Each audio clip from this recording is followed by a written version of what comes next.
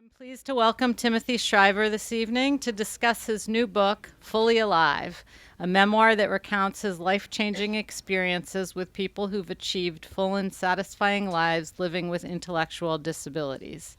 He writes eloquently on the subject of his family and on the subject of disability itself, and Kirkus Review has called the book sincere, profound, and deeply satisfying.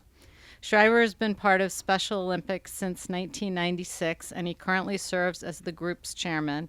He's also an educator, social activist, film producer, and co-founder and chair of the Collaborative for Academic, Social, and Emotional Learning, which is the leading research organization in the United States in the field of social and emotional learning. We're so pleased to have him here with us this evening. Please help me welcome Timothy Shriver. Thank you. Thank you very much. There are so many people in this room who I could thank personally. So many friends from Special Olympics, friends from Holy Trinity, friends from past political campaigns, friends from all walks of life. And so thank Peace Corps. Well, I wasn't in the Peace Corps, Jerry, but would you like the mic? Let me tell you who wants to give a talk tonight, Jerry Critchley. This is my first book, but Coleman McCarthy, who's here, warned me that the great joy of being an author is when you finally walk by a bookstore and find your book in the used bin being resold for $1 and the discount.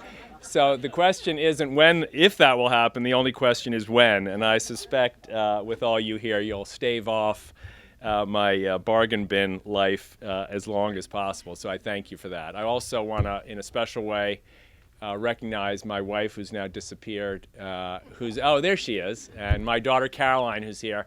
You can write a personal memoir, and you can, if you're lucky, somebody at some place called Kirkus will say it's deeply satisfying and all that kind of stuff. Your children don't necessarily agree. Caroline said to me, Dad, I'm not going to read the whole book, but I said, no, that's okay. She said, but I picked it up and I thought I'll read at least the racy part. So I opened the chapter to Falling in Love, and it starts out being Tim. And she said, Dad, how could you talk about falling in love and then you're talking about falling in love with yourself? That's so embarrassing. So anyway, some audiences it will please, and others maybe not as much. This is a book, the obvious question in embarking on an effort to write a book, especially if you're not an author, is why would you? This was a book that was, for me, incredibly difficult to write. I thought it would take me 4 months. It took me over 5 years. It took me so many rewrites. I shouldn't say it's embarrassing because it's just the way it happened, but it was really difficult. And I thought to myself, over and over again, what's driving me to do this? Is it my desire to say thank you to so many people who in my life have been extraordinary guideposts for what matters most? The answer to that is yes. And in some ways, this is a really long thank you letter to a lot of people who've made my life feel so often fully alive. In another way, though, I think it was my sort of restless desire to make a point that I feel the culture doesn't listen to very often. I think, when we think about what matters most, if you can use that expression, what does the culture tell you? What does the culture tell us? It tells us what's on the cover of magazines. It's the next car, it's the bigger house, it's the better job description, it's the more fancy business card. It's all these things that celebrity and fame and wealth seem to promise, that if we could only get there, then we'd be living the life we fully want to live. If we could only get that next promotion, that next hurdle, cross over that next big finish line. And I was living in a world where it was pretty clear that none of that worked. To be honest, I grew up in the place most people think if they could get there, they would be fully alive. Like if they could get to where I was as a kid, in the family I was in, if you could get to a place where people know who you are and where there's, enough money that you don't have to worry, and, you can get good reservations at any restaurant, and all that, well, then I'd be fully alive.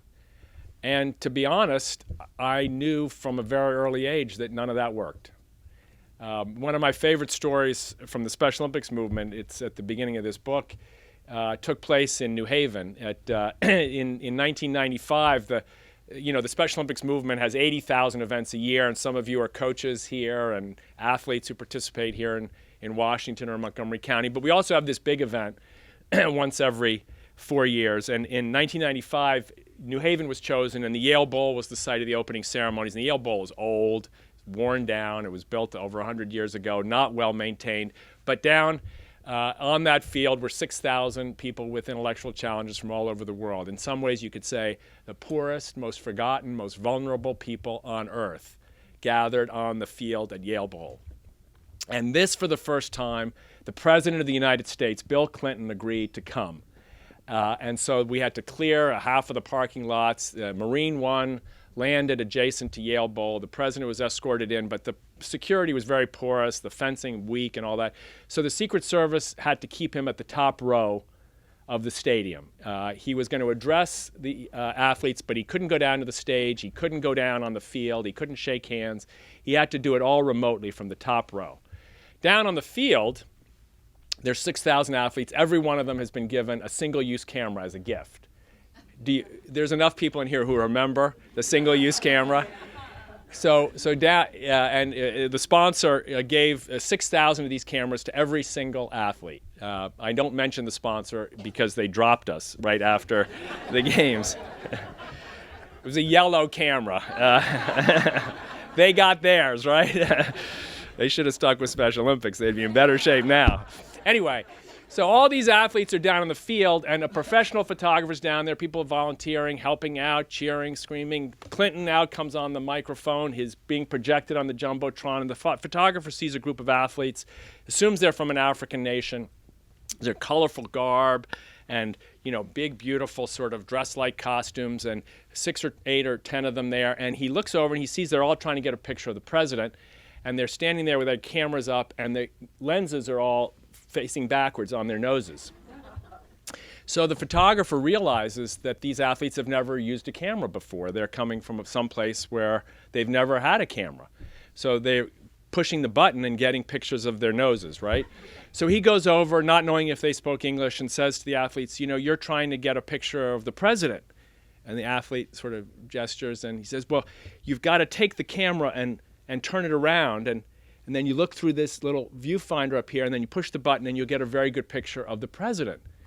And the athlete says, oh, thank you. He says, but if you use the camera backwards and you look through the viewfinder, it works like binoculars, and you can see the president just fine.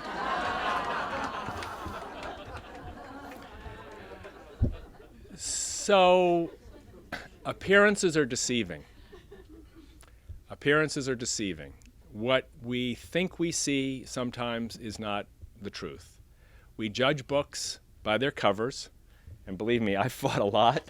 Excuse me for that cover. That's a whole other story. But we tend to judge books by their covers, people by their appearance, by their business cards, by their labels, by their colors, by their schools.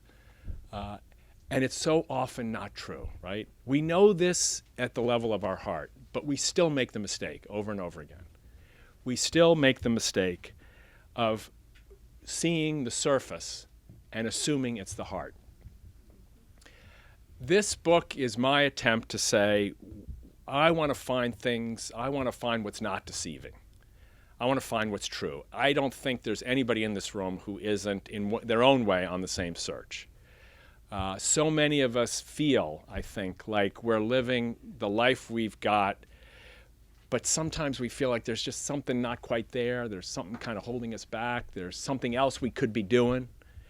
There's some additional step we could be taking. There's some other thing we could be achieving. We're sort of, in a way, hemmed in a little bit. Not quite who we hoped we would become, maybe.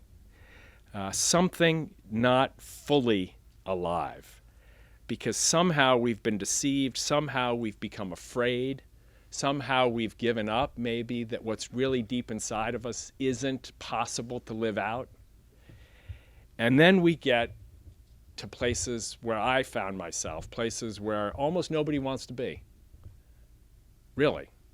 I mean, everybody, some of you were around long enough to spend time at my parents' house in Rockville or other places like this, giant, beautiful place. Everybody wants to be there. Nobody wanted to be in the school where I spent 15 of the happiest years of my life in New Haven. I mean, I'm telling you. Tanya was there, but not even she wanted to be there. No, just But I found it the most vibrant, lively, authentic, honest, raw, gutsy, loving place I'd ever been. Urban public high school with whatever dropout rate and whatever all the other rates. But children bursting with the authenticity, desire, hunger, anger, frustration, wearing it on the sleeve, wanting to live it, and not tolerating. The one thing they wouldn't tolerate was inauthenticity. And the one thing those kids could see was a BS artist. I'm sorry, this is recorded. It was inauthenticity. That's the better word.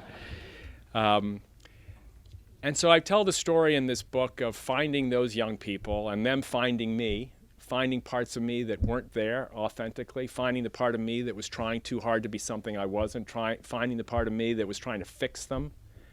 And trust me, if there's one lesson in this book that came clearly to me in writing it, is don't try to fix anybody. And if you try to fix people, they will shut you out, and they should. They absolutely should. No one needs to be fixed. And then I find myself with the athletes of Special Olympics. People, in the language of the day, mental retardation. In the language of the first half of the 20th century, imbeciles, idiots, morons, defectives. In the language of public policy, institutionalize, sterilize, anesthetize, remove, bad seed, bad blood, defective. In the language of the culture, people who are 2 standard deviations below the mean in their intelligence, and their intelligence became the judge of all of who they were.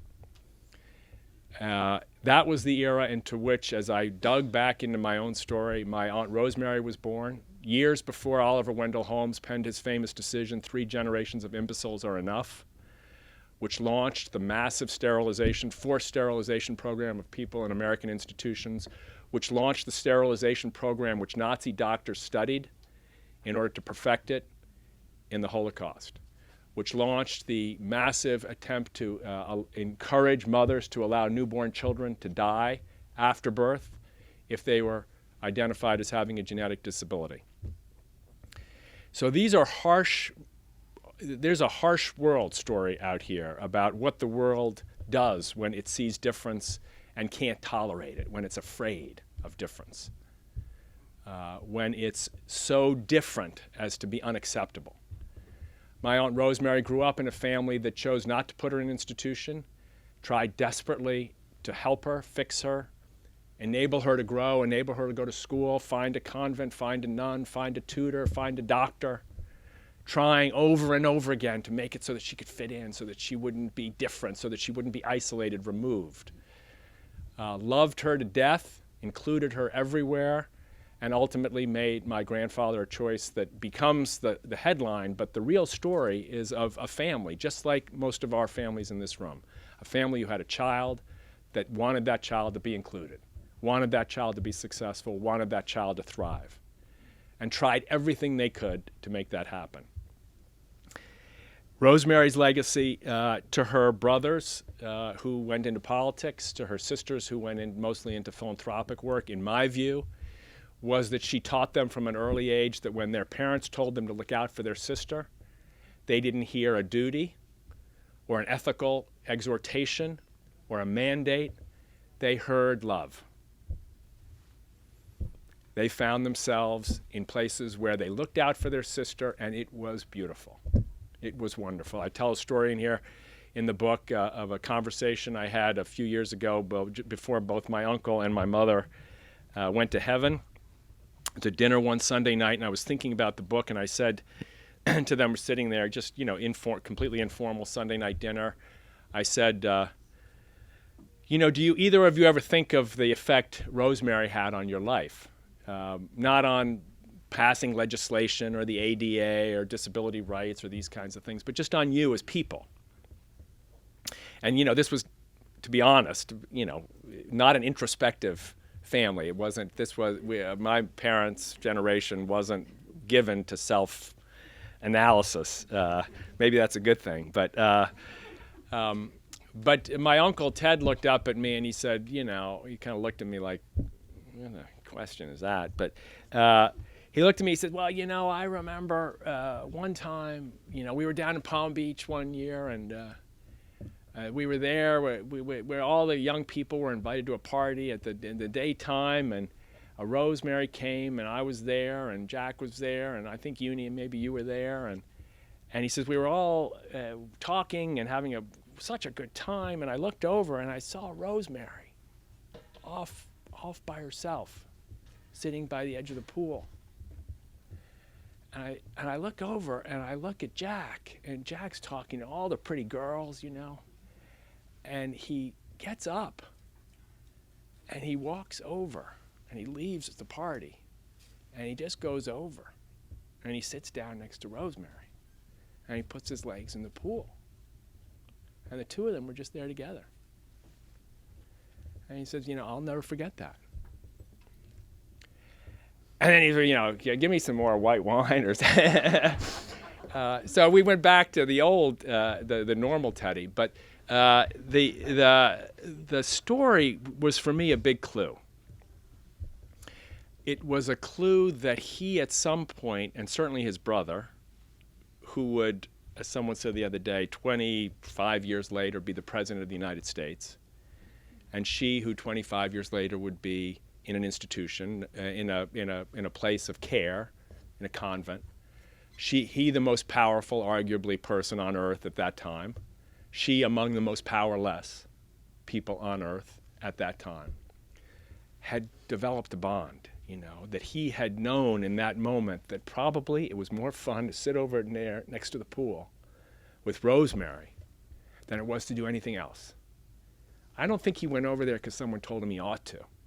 I don't think he went over there because someone told him he'd get service hours at school for doing it. I don't think he went over there because his minister got up and said to him on Sunday morning, you've got to make sure you do what the Ten Commandments tell you or what the ethics of your religion tells you. I think he went over there because he knew that he'd have as much fun over there as he'd have anywhere else. And I think my own crazy theory, and it's just a family interpretation, is that the reason he was able, and the reason his brothers and his sisters were able in their lives to become people who insisted on, who consistently asked people to help. The whole Special Olympics movement is nothing other than a gigantic global request for people to volunteer for nothing. Now, how do you have the audacity to ask tens of millions of people to go to work for nothing if you haven't felt at some point in your life, in some important formative way, that to give yourself to someone else is reward far beyond any other? Not a reward from service, but from connection, from healing, as the prophet Isaiah says, from healing the breach.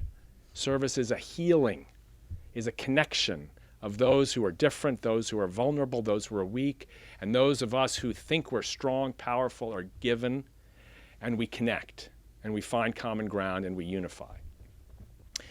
So there's wonderful stories. I hope you think they're wonderful, of many such moments. People with special needs in our own local program here that Linda started and Dean Packard coach in, and so many, and Ann Yap. I didn't see Ann and her wonderful daughter Maureen, who I guess is not here. She is here? Hi, Maureen. Maureen's the architect of the local Special Olympics Unified Sports Program here that all of Linda's and my children have participated in. And as Linda said, a few years ago to me, she said, Tim, you're all interested in this religion stuff. But if you ask me, the best religious education our children ever had was playing unified sports with Maureen and so many others, with the Packard children and so many others. So the book tells these stories of my own discovery of unconditional love from the parents who taught it to me, of grit from the athletes who showed it, of the humility and simplicity that it takes to change a nation that Mandela articulated in talking about our athletes, of the real deep faith that comes from human beings who see the world with unconditional trust, from developing what I think of as a sort of a believer's mind. You know, we hear beginner's mind, the great Buddhist idea that we should open ourselves as though we had beginner's mind. And there's something in this book which I haven't quite, I don't say it in the book, but I think that there's a believer's mind also, a believer's mind that comes from the discipline of silence, of recognizing your own, in a world of enormous distractions, in a world where we're always seemingly unfocused, to have enough silence and enough presence to be able to know that you're grounded in something unconditionally beautiful, whatever name you call it, and also not just to be able to stop, but also to be able to give yourself away, to trust, as these athletes have taught me to do, that you only really find yourself when you give yourself away. I'll close with, and I'm sorry that there are many stories which I'd love to tell, but I don't want to bore folks. But I'll close with just maybe an experience. So you might imagine yourself. Some of you have been to. Maybe there are people who have been to more than 1,000 Special Olympics events in their life. I know at least one here, Lee Todd. Maybe there are those who have been to more than 100. Maybe there are those who have never been to any. But they're not that complicated in a way. If this were a track on a Sunday or Saturday afternoon at Woodson High or at Bethesda Chevy Chase or at any other high school around, and you were all scattered around the bleachers, having your Starbucks and reading Fully Alive and or your New York Times or whatever it is you like to do on a Saturday morning, and behind me was a track. And this afternoon, today, was a Special Olympics event, the local DC track and field championships. And there are mothers and fathers scattered around in between you, and coaches and volunteers down on the track. And you look down on the track and you see down to this end that the 100 meters is about to be run by, let's say it's the 12 to 14-year-olds. Maybe it's the girls' division. And you watch 6 12 to 14-year-old girls get to that starting line, and maybe you catch the eye of one who has maybe Down syndrome or maybe any other kind of difference, which the world sometimes doesn't necessarily quickly understand. And you can know at some level in your head that mom and dad have had to work a little extra hard to get schools, to get physical therapy, to get language therapy, that mom and dad have had to struggle to get all of us to see their children, to actually see them, not superficial, not appearances, that mom and dad continue every day to try to have to work a little harder to get friends. And then you see them line up, and down the track they go, the starting gun goes off, and down the track they go, and maybe you see this same little girl, 12, 13 years old, she comes in third, and she turns around, and maybe her mom is up over there, and her mom is screaming, "Yeah, it's my girl," you know. And she's got her arms up in the air. "I did it! I did it! I did it!" She came in third.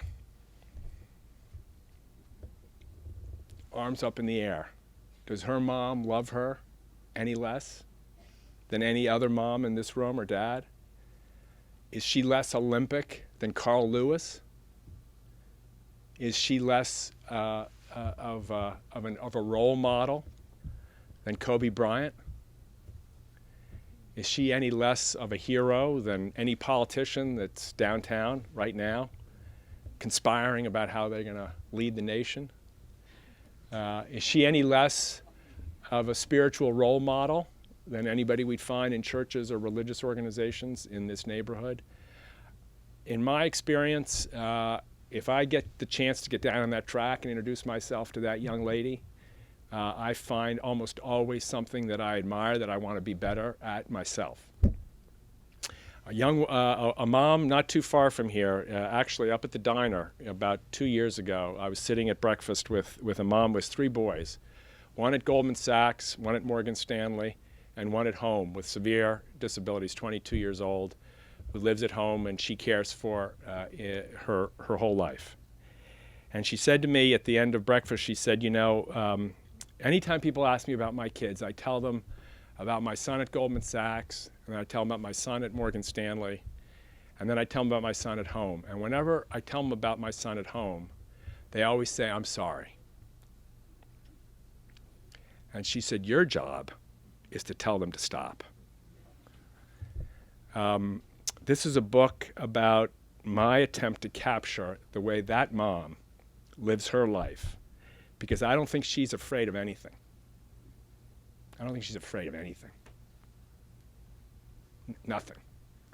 And when you're not afraid of anything, when you run that race as fast as you can, and you throw your arms up anyway, when you've let go of all of that inhibition, all of that tension in your life, all of that I wish I could, I hope, and you just do it, you just give the world, even though you might not, you shouldn't trust the world, you trust it anyway,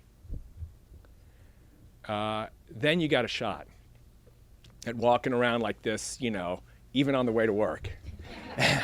So if you see me on the subway, that means sales were good.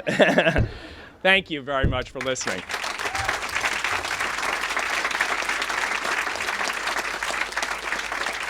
Thank you. Thanks.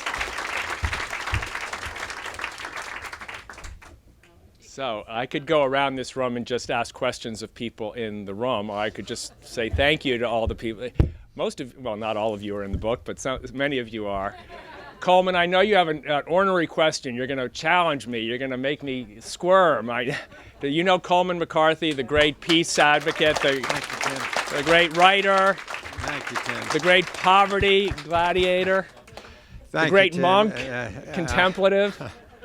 It's a joy to see you, Tim, and I must you. say that I've read your book, even though I got a free copy from the publisher, and I hope to write a column about it.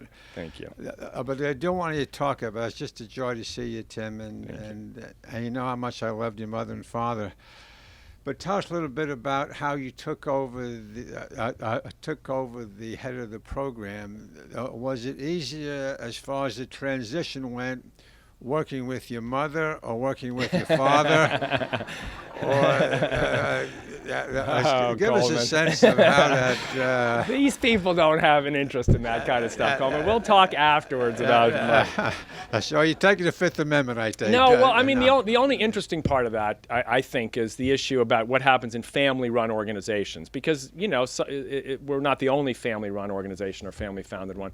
I think my parents were smart enough to hire very smart people all along. So, the fact that I came down with an education background and a strong commitment. I'd been involved in the program in Connecticut for 15 years as a volunteer, as a board member, as a unified athlete. So it wasn't like I was a stranger to the movement, but it was very clear to me that my job was to transition Special Olympics from being an organization that was being led by charisma and vision to being an organization that was a world-class company, if you will, to transition it from a family-only kind of vision company to an organization that could sustain itself based on the power of its mission and the quality of its talent. I think we've done a good job with that. I think we have the extraordinarily talented people. Special Olympics is bigger in India and China now than it is in the United States. We have over 1 million athletes in both of those countries, powerful commitments from the national governments, equally powerful commitments in places like Cote d'Ivoire and South Africa, in countries all over the world. I won't go through the whole list. Ukraine, has a wonderful Special Olympics program, strong commitment, great university leadership. So I think the movement has become owned and operated by the best talent capable of bringing it to life every day. 80,000 events last year, in 1 year only. Booming unified sports movement in schools across this country and around the world. So these are indicators of I suppose it sounds like I'm tooting my own horn. I'm not. What I'm trying to say is when my mom and dad asked me, well, they didn't ask me. They were clever enough to have someone else ask me. But when I came here, I expected to stay a few years and hand it off to professionals. I've stayed longer, mostly because I fell in love with it. But I think the great story of organizations like this, and Bill Drayton could talk about this with his great work in Ashoka, but we now live in a time when great social entrepreneurial movements can build sustainable platforms for hope and change just as effectively as companies can, even if the revenue structure is completely different. So we operate 100 of our countries. We have 170 countries. 100 of them have 0 paid staff. And yet they operate year-round, community-based if they can, or institutionally based if they have to, sports, recreation, health, screening, nutrition, and training programs in those countries. So, these are the new models of social change. It's community-based, owned and operated in cultures around the world by a combination of passion and rigor and diligence. And I think that's what Special Olympics deserved, because the mission is so important and the appeal so universal. And we have a lot of my colleagues who are here who are doing that work with extraordinary success. Maybe I'll ask anybody who's either works for or has ever worked for Special Olympics to stand. Even right now, Jerry, you can stand too. Jerry Mendez, come on, you guys stand up. Robin, Tanya, you can stand. Mary Lou Dell, Kate McKenna. Thank you. Yeah. The rest of you should be donors. Just said that for Kelly Seeley. But let me also thank, just for a moment, Kate McKenna. Kate, wave your hand. Kate does all the visual and archival work at Special Olympics. And if you like the pictures in the book, we have Kate to thank for finding them. And Alexa, did you give us any pictures? No. Yeah, you're just waving? You're just going fully alive? Sorry. Yeah, other questions?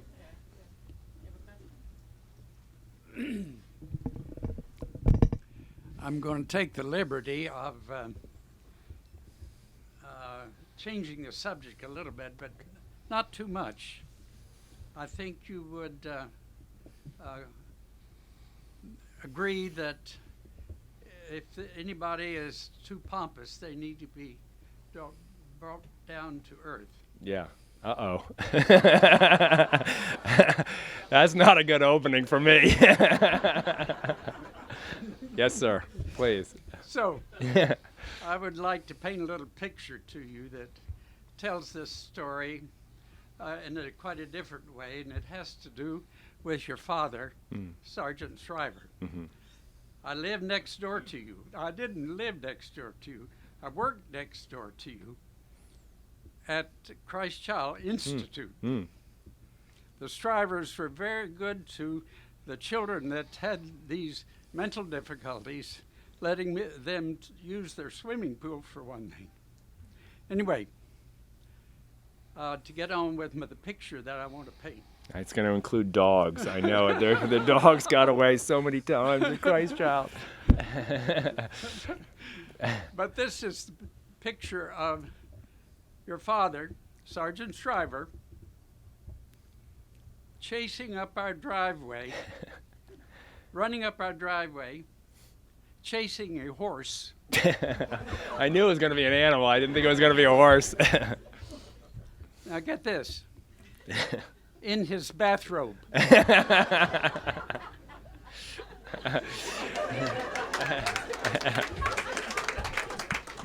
I'd love to deny it, but I won't.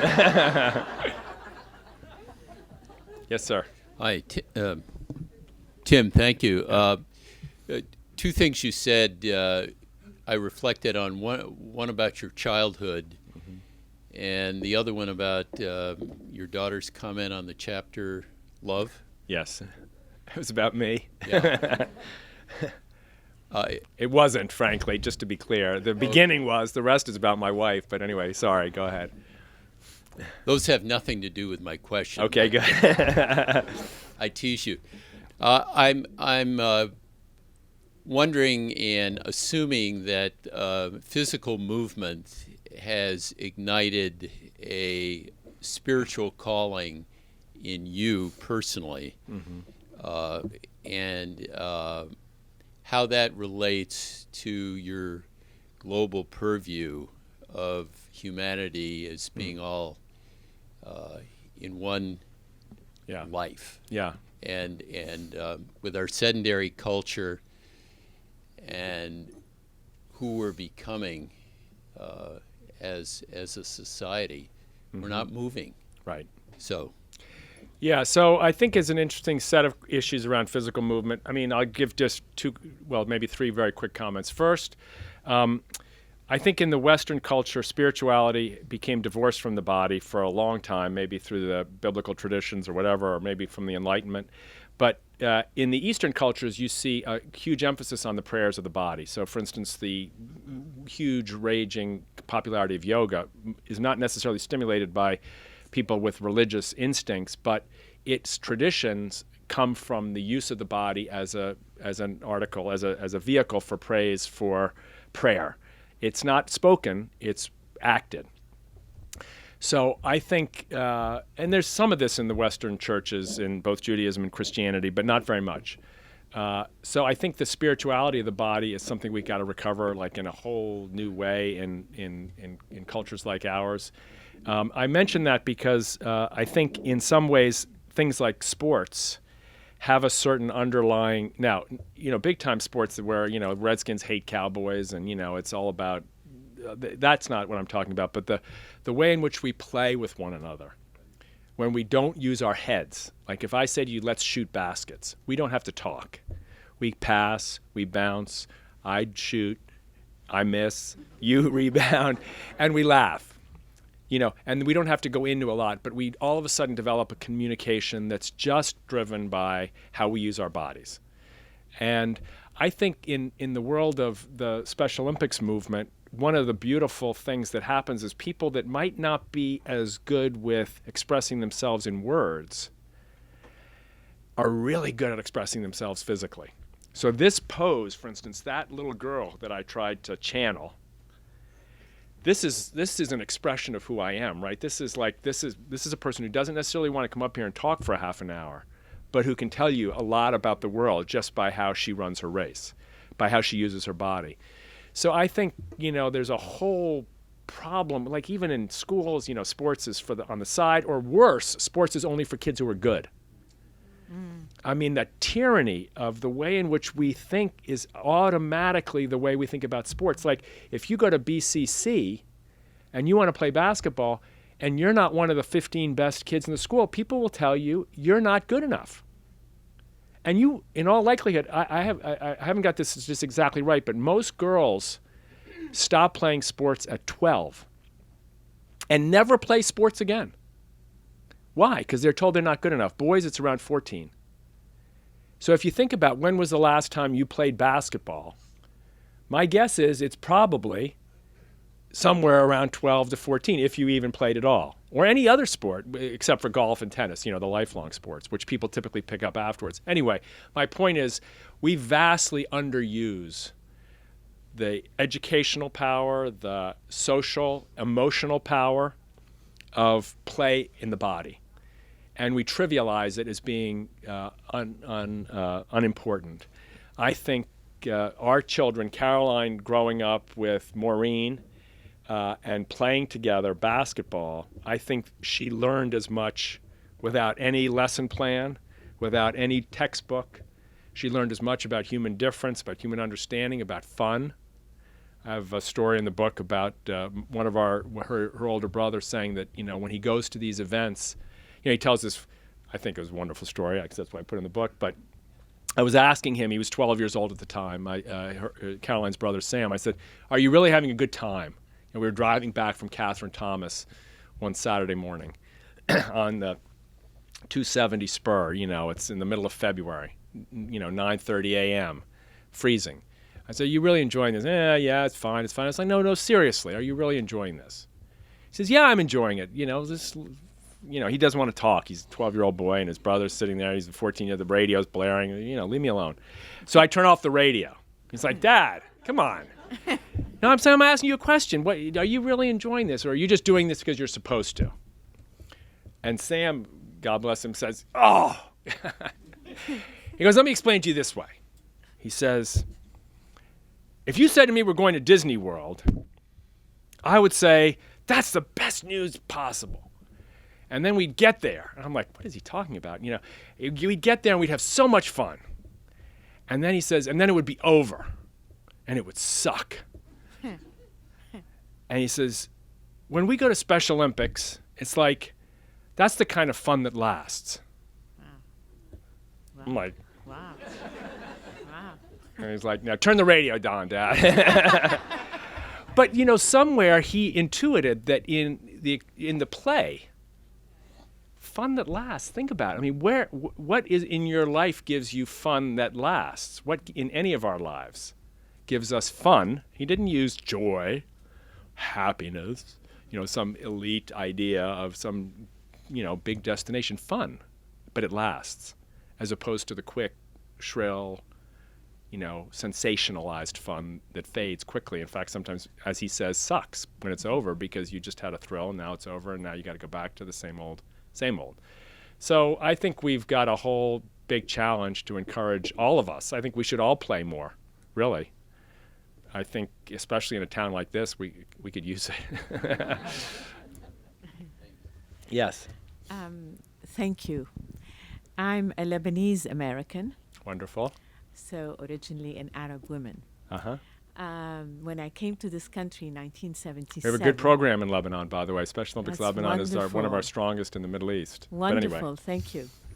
When I came to the U.S. 1977, I had just graduated, finished my MA, studied at AUB, and like most students in the Arab world in those days, we didn't have a positive image about the USA. Mm. And at that time, there was a book that became very famous called The Ugly American. Mm. And I came to the U.S. with those ideas, The Ugly American. Mm.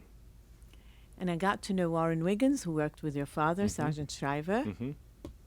and they worked on Peace Corps. And to make a long story short, after spending a year or two working with people like this, I got to know your father through Warren. Mm-hmm. I changed that image in my head to the beautiful American. Oh, thank you. And what my question, Thank you. thank you.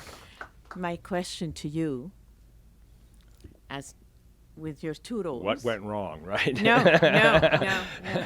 With your two roles, the Yeah. activist Yeah, and the author. yeah. How do we make the image of the beautiful American more known worldwide? Well, it's a good question. So I'll give you maybe a question back. When I, for instance, in Beirut, I was in Beirut for a Middle Eastern Special Olympics event. And I often, when I go to countries, I invite the American ambassador or the cultural attaché or whoever to come out and so on and so forth. And I will tell you that almost, people are always polite, but they almost never see what we do as being important in the State Department. They say nice things, and if you press, and that's not always true. There have been great ambassadors, Nick Burns when he was in Greece, and a handful of others who have welcomed Pete Romero, who was in the State Department retired, who were very powerfully committed to building the reputation and the identity of the United States as its people, as its cultural and social and political values, not its military, economic, or political might. Exactly. Right? So the United States is a little bit of a schizophrenic country in my view in this regard. We have these deep human values and this powerful desire for ambition, for money, basically. And we hold these in tension. Sometimes the tension is held, I think, in proper balance, and other times it gets out of whack. Yeah. And the ugly American is when the tension is out of whack. It's an American who wants to rape, pillage, and use, right? But the other American is most of us. The beautiful one. The beautiful ones, the Peace Corps volunteers who impose nothing Yes, right. and only want to learn the language, learn the Right. challenge, and be a part of a community. That's an American value too. So how we amplify that side of the American identity, not just to build our reputation as a country, but also to heal. And to build bridges. Build because bridges, we which, need the bridges. the planet is getting smaller, not bigger, as we know. exactly. More and more people. The most important exigency, if you ask me, on the planet is to promote more effective ways for people to understand one another. I mean, everything else comes in second. Yes. Yeah. So we need the Peace. I mean, the Peace Corps, which is everybody admires the Peace Corps. It's a wonderful thing. It's tiny, and never gets the resources it needs. I mean, not even close. I mean, Coleman will have a statistic that the Peace Corps probably costs less than one tank or something. Wow. And it's a joke. But if you think about it, I mean, if we're going to amplify the beautiful American and the beautiful human side of the American dream and the American adventure, ideal, I think we have to tilt our values in a different direction and reflect that in how we spend and Let's do continue working on this. I hope so, Because we Americans deserve that, but we human beings deserve that. I mean, the United States has a lot to offer the world if we would get it right, I think. Yes, sir. I think we have time for one more question. Yeah, my answers are too long. Please, Linda, if you have a question for Linda about falling in love, you can ask that afterwards. Yes, sir. I'm a college student in the Washington, D.C. area, and I myself have special needs. In fact, reading Fully Alive is one of the most meaningful experiences that I've had for a long time. I wanted to publicly thank you for that. And additionally, I've thought for a long time about working in special education, about doing something with which I'm able to have a positive impact for young people. I've thought about that for a very long time. And it's only recently that I've really begun the process of fully understanding those emotions and articulating them. And I would say that reading Fully Alive helped me to understand those emotions about what I want to do and to articulate them. And my question for you is, what do you think is most important for young people to know about what individuals with special needs can accomplish? What advice would you give to young people today on that topic? The first advice, well, I give myself is to say thank you for reading the book and for your response to it. I started out by saying, why did I write this book? I guess, to be honest, I hoped that if in writing it, someone would say what you just said. So I feel like I should cancel the rest of this book tour because I'm kind of done now. And don't really care if you buy the book either. No, sorry, I shouldn't say. What's my advice? I think my advice is to get rid of the word. I mean, I hate to say this because it gets tangled up in gnarly things, but I think the word disability is. I know we've got better ways, intellectual disability and people first language, and those of you in this field know that we fight about words all the time, and it's tedious and self-absorbed and internecine and not productive to fight about words only. But anytime you start someone's definition with dis, you're fighting an uphill battle to undo the damage. So I have this word, which I like to use. People think it sounds silly, diff. Like a prefix could be DIF, not DIS, diffability. I think that better reflects actually science. So we know now, I mean, Howard Gardner has proven that there are at least 8 forms of intelligence. My guess is there are 1,000. And we're in like the little baby steps where, if you had a baby, you had those little tiny little diapers like number 2. I think that's where we are in terms of understanding the diversity of human gifts. So the first thing is everybody has gifts. Full stop. No exceptions. And it sounds easy to say, but it's hard to believe for a lot of people. Like they'll see someone and say, well, almost everybody, but that person. So I think we have to teach children that everybody has gifts. And the role of a community is to welcome whatever your gift is and whatever mine is. They're never going to be the same, thank God. Right? Thank God. Because if we had the same, we'd just fight. It's like, I don't want that position. You got the position. So the role of a community, the Margaret Mead, great expression is, the place where everybody's gift is welcomed. So when I think of what are the gifts of people with disabilities, they are a million. And you're obviously a very good reader. You're obviously a very articulate speaker. You're obviously learning and mastering content at the collegiate level. You got a lot of gifts. They're obvious to the world. Thank you. And I can't even begin to guess what they all are, but I think when we get to the point where we look at each other and try to figure out what everyone's gift is as opposed to what's wrong with everyone, I think we'd be a lot closer to making more of us feel like we're in a place where we can be fully alive, unafraid of hiding those parts of ourselves that we think people will judge so negatively. Thanks. Thank you all very much. Oh, yes. Oh, you want to ask a question, Scott?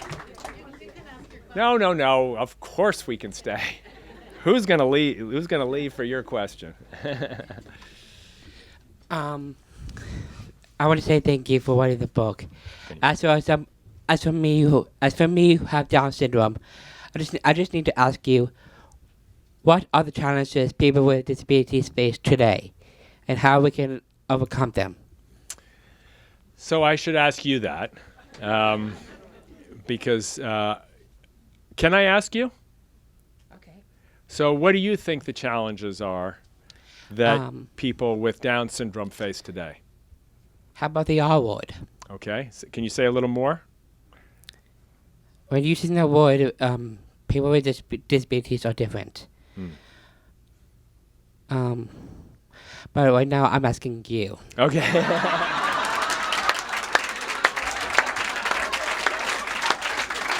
Can't blame me for trying, right? Wouldn't you try to write a book if this were your life? Come on, be honest. Wouldn't you try to write a book too? It's like, damn, this is so much fun. I think the R word, I would say, I don't want to steal like your answer, but I think you're exactly right. The R word, for those of you that don't know, the word retard, which if we're honest and I were to turn to all of us and say, have you ever used it to make fun of somebody in your whole life? I would hope most of you, if you were honest, I wouldn't hope, but I would expect most of you would raise your hand and say yes. And people with intellectual challenges and differences identified this issue about 15 years ago. They said, there's a word in the language that is a source of pain and anger and humiliation for me.